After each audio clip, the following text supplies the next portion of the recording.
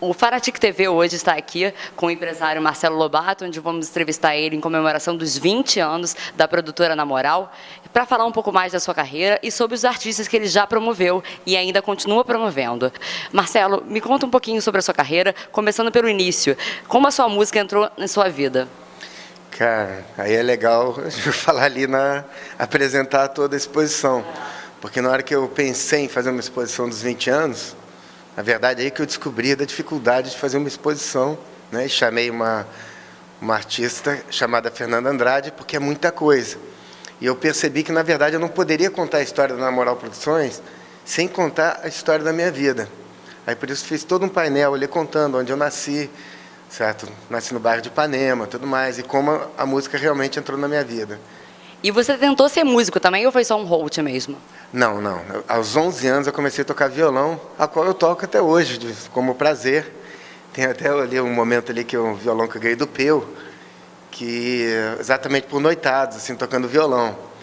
Mas aos 14 anos, quando eu comecei a trabalhar ali como host, fazer uma produçãozinha aqui, outra ali, eu percebi que a minha parada não seria ficar num quarto ou num estúdio trancado 8 horas, aprimorando no instrumento. Eu gostava mais da visão macro do evento, certo? Aquela de onde divulgar, onde fazer, como fazer. Vi que meu temperamento também estava mais ali para comandar aquilo tudo, ao invés de ficar tocando apenas um instrumento. Não apenas, mas tocando instrumento. Vi que meu temperamento era mais participativo, tinha uma visão mais macro. Então, optei logo a virar produtor. Porque você foi produtor antes, na verdade, de ser empresário, né? Como foi essa migração, assim? Por que continuou preferindo ser empresário agora? Cara, seguinte, porque eu percebi ali que aquilo estava muito na minha veia, a coisa da produção. A passagem como road assim, chegou a ser rápida, porque eu vi até que a minha parada estava na produção, estava realmente ver como seria o cartaz, onde colocaria o cartaz, onde faria o show, onde faria umas coisas, saca? Exatamente. Então eu vi que meu caminho era aquele, e vi alguns exemplos, assim, depois já como produtor de empresários, como o Zé Forte, saca, do Paralamas, o Duda, do Barão Vermelho, e outros que eu acho que meu caminho é mais por aqui, sabe? Justamente agora isso que eu ia perguntar mesmo. Qual foi a primeira banda que você já promoveu e como foi essa experiência? Bom, olha só, eu quando fui para a Miller Produções em 1990, eu ganhei uma outra visão de mercado, e explico ali na exposição. E depois, quando eu saí da Miller, um dos artistas que era da Miller Produções, o Hanoi, depois que eu comecei a empresariar. A primeira banda que eu empresariei foi o Hanoi. Como é que foi essa experiência? Aprendi muito e foi muito legal, mas era um trabalho bem parecido que eu já fazia com a Miller Produções. Eu fiquei ali com eles uns 2 anos. E antes? Isso era antes de montar a Na Moral Produções. Isso. Isso era antes. No caso era Lobato Produções. Exatamente, né? exatamente. E o que difere as duas, na verdade? Tudo. A filosofia. Primeiro que veio o seguinte, eu vi que com a Lobato, realizações artísticas, eu estava fazendo mais ou menos o que todo mundo estava fazendo, que era ir meio atrás do artista da moda, que estivesse no auge, que estivesse tocando na rádio. E a Na Moral já era ao contrário disso, ia trabalhar com artistas que eu gosto, que eu acredito que têm o mesmo discurso que eu, e tinha uma missão também como empresa, que era pegar uma banda do underground, levar para o mainstream, sem alterar nada no discurso. E foi o que a Na Moral conseguiu fazer. Né? E me diz uma coisa, a grande guinada mesmo foi um Planet Hemp, né? No caso, como que foi que eles chegaram até você? Como é que foi conseguir conquistá-los, assim?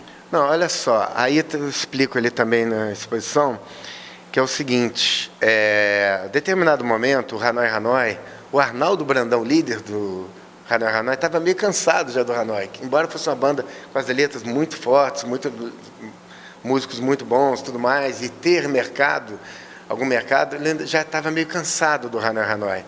Aí nós começamos a fazer uns tributos no Circo Voador, tributo de Woodstock, tributo a Jimi Hendrix, vários, onde tinha uma troca de artistas de várias gerações. Eu conheci o Arnaldo Batista, sabe, dos Mutantes, numa desses tributos, assim como misturava com as bandas novas dos anos 90. Num desses momentos, eu conheci o Marcelo D2. Foi no tributo a Jimi Hendrix. E achei a banda muito legal já de cara. E daí, depois, a vida nos trouxe outros encontros e foi indo, vendo. E um dia, comecei a trabalhar com ele, a gente começou a trabalhar junto. E foi isso. E o Planet Hemp era uma banda muito polêmica na época também, né? E isso levou algumas considerações, assim, que causava reações externas, assim, bem extremas. Houve muitas confusões na época, algumas prisões. E que ponto isso atrapalhava e ajudava também a vender a banda? Assim? Olha só, quando eu peguei a banda, na verdade, comecei a trabalhar, tinha uma série de pessoas. Como eu já tinha um tempo de mercado, as pessoas me conheciam, né? Os contratantes, galera de prefeitura, assim, o pessoal contratava show, né? Eu falava, Lobato, você está maluco? Vai ser preso. Nunca nenhuma prefeitura vai fazer uma banda que está... falando de maconha, sacou? Nenhum clube vai contratar, sabe? Tu vai ser preso nisso daí, sabe? Mas a cada show que eu ia fazendo, eu via assim, sabe, não dava muita gente, dava 50 pessoas. Mas pensava, essas 50 podem se tornar 500, 5 mil, 5 mil de 50 mil. E fui levando fé, nadando contra a maré, né? Porque naquele momento a música brasileira estava assim, no auge do axé music, né? O Chiclete com Banana, aquelas micaretas e aquelas coisas assim. E eu peguei o Planet Hemp totalmente na contramão do mercado. E houve muitas prisões na época do Planet Hemp. Como a banda encarava isso, e isso mudou da banda? Viu, mas ao mesmo tempo, tinha um lado que para o empresário, para mim, eu adorava, eu gostava muito, né? Que na verdade, na hora que chegava nas cidades, assim, o contratante, o produtor, né, sempre esperava, assim, até a polícia, principalmente, que estava esperando a gente, às vezes, na porta da cidade, o cara estava esperando que ia chegar lá um cabeludo, tatuado, com baseado na boca, né? E chegava eu de camisa social, botava óculos e pastinha 007. Nessa aí o cara já pensava, meio, pô, peraí, não é bem assim, sabe? Eu dava um discurso, estava muito afiado na época, o discurso de defesa do que nós estávamos fazendo, saca? E alguns shows tinham problemas de realmente não acontecer, mas muitos eu consegui liberar, foi muito na postura e na ideia, na lábia mesmo, sabe? Não tem muito jeito. Até que ponto as mudanças de formação atrapalharam a carreira do Planet? Nenhuma. Nenhuma mudança? Não é uma mudança. Pelo contrário, sempre na hora que saía um ou outro, acrescentar. Banda, que eu falo assim, meio igual grupo, uma equipe, né? Quando você junta ali aquelas 20 pessoas a fim de conseguir fazer algo e disposto a fazer algo, você junta uma sinergia que é difícil de segurar. Você bota um que está insatisfeito, ou começa a dividir em subgrupos, é melhor que essa pessoa saia da banda mesmo. Então, sempre teve a filosofia da banda, onde queria chegar, acima dessas disputas. Na hora que um estava insatisfeito, queria ir embora, tchau, porque não faltava outro querendo vir. Outro que chegava somando também. Então, sempre funcionou muito bem. E o Marcelo D2, hoje em dia, é um artista solo, de estouro até internacional, né? E, no caso, assim... Caramba, você ouvia ele com esse potencial desde o início do Planet Hemp. Como a banda recebeu a carreira solo dele depois disso? Cara, teve gente da banda que ficou meio grilado, outros que viram, porque, olha só, o Planet Hemp tinha, no terceiro disco já estava com a seguinte questão. Se lançasse mais um disco falando de maconha, o pessoal ia falar, porra, de novo, mais um disco falando de maconha. Se não falasse sobre a legalização da maconha, já iam falar, seguinte, amarelou, você vendeu para o mercado. Então, era uma parada. Então, teve ali um esgotamento do discurso, e o D2 estava sobrando muito nessa época mesmo. Ainda mais que já estava com parceria com o Mário Caldato, que foi muito importante, que era o melhor produtor de rapper, saca, do mundo na época, né? Até hoje, na verdade, né? E essa junção do rap, do D2, com o samba, e na verdade, bossa nova, né, porque as bases são de Luiz Bonfá, Baden Powell, músicos muito sofisticados. E isso deu muito certo na Europa, por isso nós fizemos já muitos países, fizemos já 26 países pelo mundo, com a música do Marcelo D2. D2 atingiu aquele padrão, assim, um patamar de artista internacional médio, que é para um idioma, para quem canta em português, é um ótimo alcance. Assim, o tamanho de lá fora na Europa tem o tamanho de Manu Chao, enfim, outras bandas. Você chegou a empresariar também outros artistas, como a Nação Zumbi, a Luxúria e o Nando Reis. Que experiência você tirou disso que não faria mais? Olha, eu costumo dar mais certo quando as bandas eu pego do ponto zero para lançá-las no mercado e dentro da minha filosofia, dentro da filosofia da Namoral, e que fica uma coisa mais junta, mais unida, e o entendimento é melhor. E eu que, na verdade, eu não gosto de pegar artistas que já vêm de outros lugares, até porque, às vezes, eu não entendo a missão, sabe? Que bate artistas grandes aqui na minha porta, eu não sei o que eu realmente posso acrescentar, certo? Por exemplo, eu posso citar um caso do Nação Zumbi, que era na época, após a morte do Chico, eu vi que era uma banda que eu gostava muito, e que não podia acabar, e estava rolando essa história. Então, eu fui lá e conversei com eles, e trabalhamos durante um ano, sabe, foi muito legal, viajamos muito, inclusive fazia muito show com D2 e Nação Zumbi, e foi legal, mas eu prefiro pegar o artista do ponto zero, porque eu entendo mais a minha missão na carreira do artista. Certo. E além do Planet Hemp e o Marcelo D2, você empresariou também a Pitty, né? Aliás, empresaria até hoje, né? Como é que ela foi descoberta? Cara, eu conhecia ela já nos camarins do Planet Hemp, lá em Salvador, e do Incoma, né, que eu já tinha ouvido, tudo mais. Aí teve uma época que eu estava empresariando o Seu Jorge, eu fui lá negociar na DEC, que tinha interesse no Seu Jorge. Na hora que eu entrei no estúdio, eu vi um sonzão, era até o Lobo que estava gravando, bam, bam, bam, bam, falei, caramba, né? E na sequência veio assim, oi Lobato. Aí eu olhei para trás, era a Pitty, aí a gente se reencontrou ali. Aí acabou não acontecendo o contrato do Seu Jorge com a DEC, e depois também ele seguiu o caminho dele, eu o meu.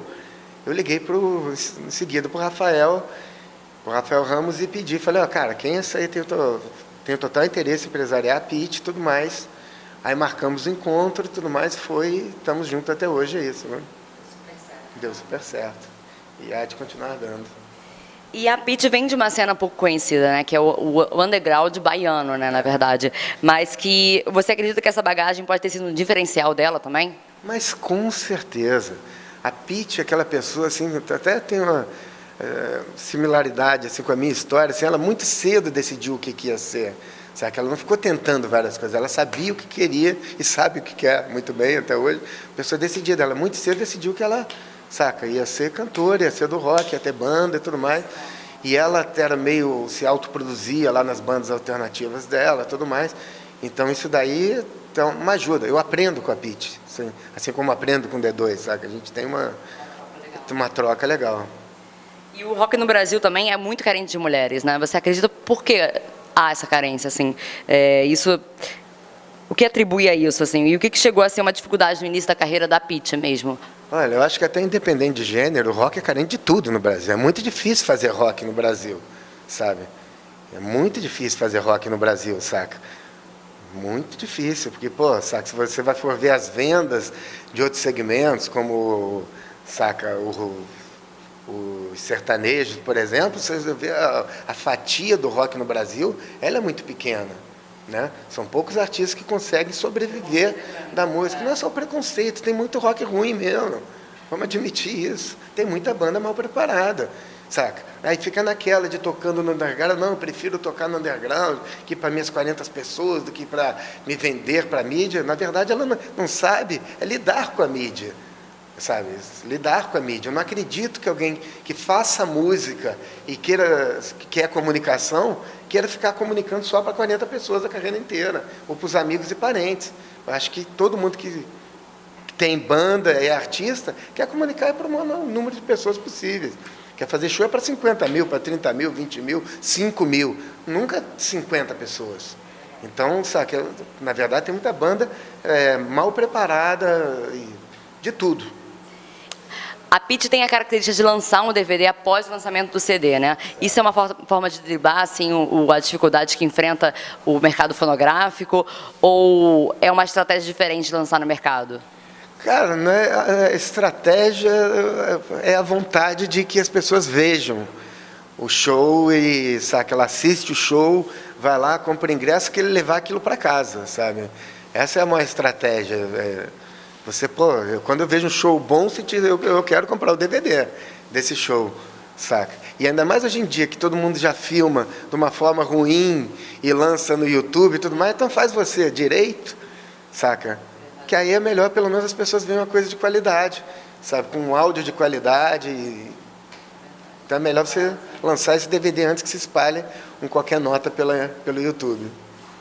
O que mudou na forma de empresariar nestes 20 anos do Namoral, com todas as mudanças comportamentais que influenciaram na forma que as pessoas consomem a música hoje em dia? Mudou tudo, mudou muita coisa.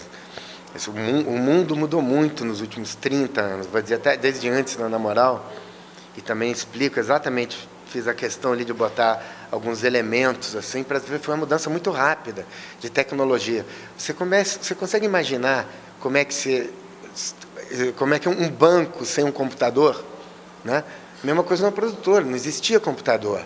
Você consegue imaginar você trabalhar com a artista sem ter um celular? Não existia celular.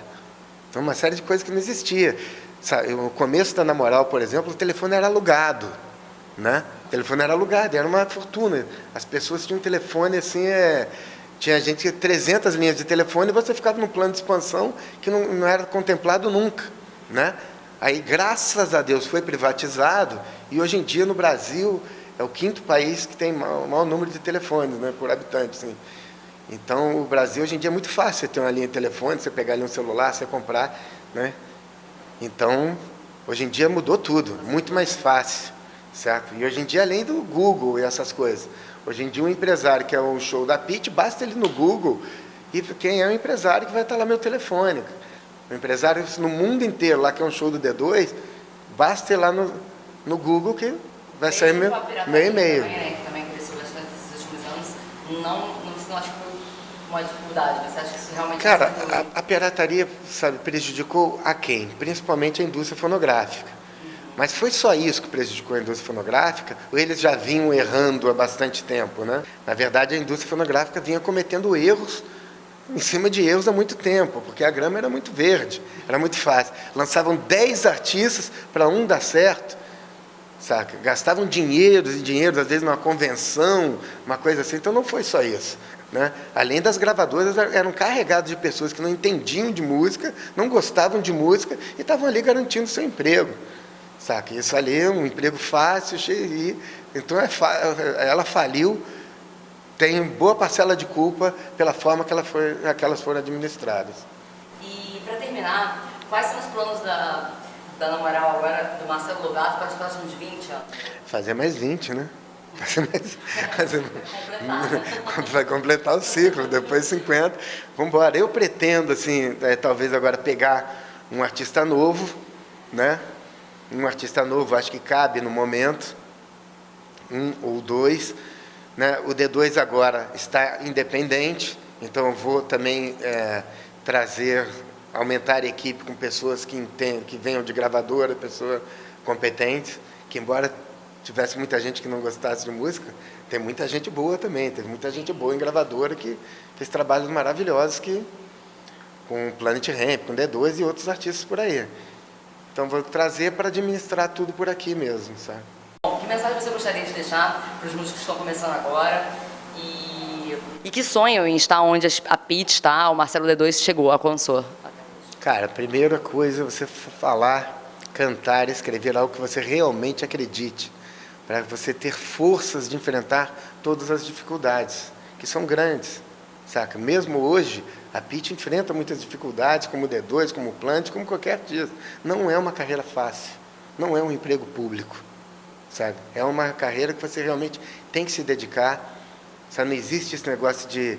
O sucesso, ele é construído por pequenos atos do dia a dia. Então, você vai ter que ter um fôlego muito grande para você ser um artista de uma carreira longa. Então, faça o que você ame, acredite e batalhe. Cumpra as entrevistas, consiga espaço na mídia, saiba vender também. Não adianta nada você ficar fazendo uma música de alta qualidade trancada no seu quarto, sabe?